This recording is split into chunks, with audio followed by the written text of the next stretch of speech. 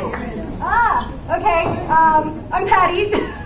I think this is probably going on 15 seconds already, so I'll try to be quick. So I'm not up here to talk about Ignite, but rather share something from my day-to-day. I happen to be both a web developer or coder, as well as a designer. So I'm presenting a few of my basic approaches to making the web a slightly more attractive place.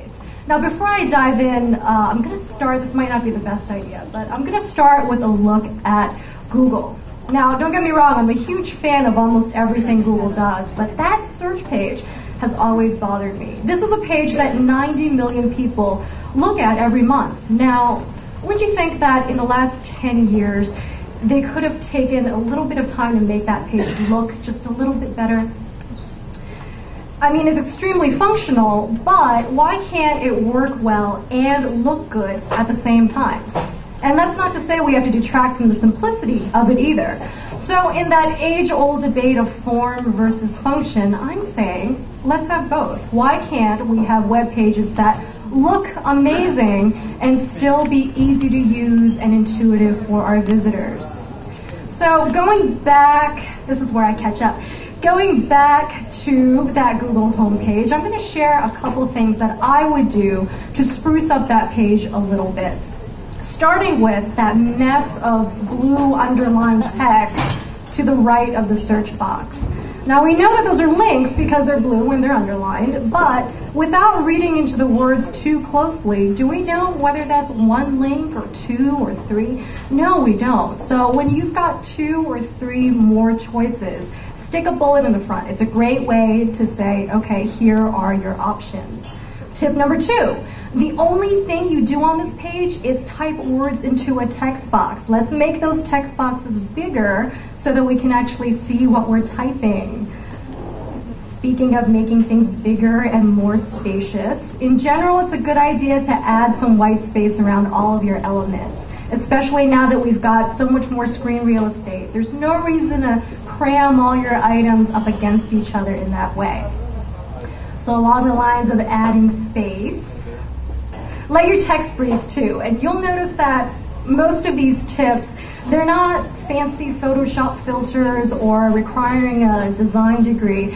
A lot of it's simple CSS and just paying attention to a couple details that you might not have thought of before. Staying with the text, words are wonderful, but only if you can read them. So for any folks who are still setting text in teensy tiny 8.10.5 font, go ahead and use the 12 pixels. That can look good too.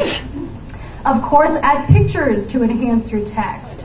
Or if you're not an illustrator or a photographer, go ahead and pick the most important words, set them in a different font or a different color. That can really snazz up your text a little bit.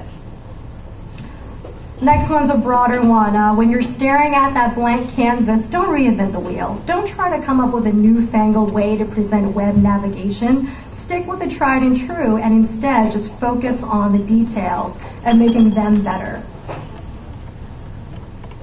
Next one, if you're working on that color palette, this is my best tip.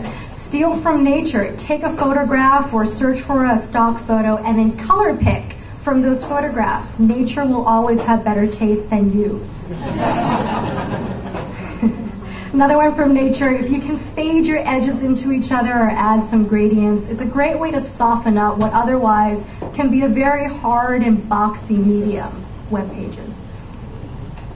Next one is another one from real life. Our eyes are used to seeing depth and distance. So one way that we can mimic that is by layering things on top of each other and making things peek out from underneath something else. Another great way to kind of just add some fun to your looks.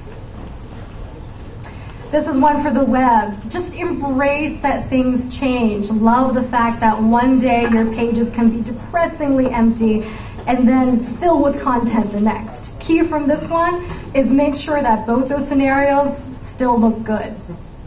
Now, since we can't control everything on our web pages, do be consistent with the things you can control. Your fonts, your font sizes. If you've got one margin that's 10 pixels, make all of your margins 10 pixels. And be consistent not just with your measurements, but throughout your web page too. Design your home pages, even that private policy that nobody looks at, all the way down to those error pages that you hope nobody looks at. And last but not least, get offline. There's so many things to see and places to go that can inspire what you can bring back to the web. So this is where the shameless plug comes in. If you're looking for places to go, check out 600block.com, and you can even download our brand new iPhone app. It's just now available. Thank you so much, everyone.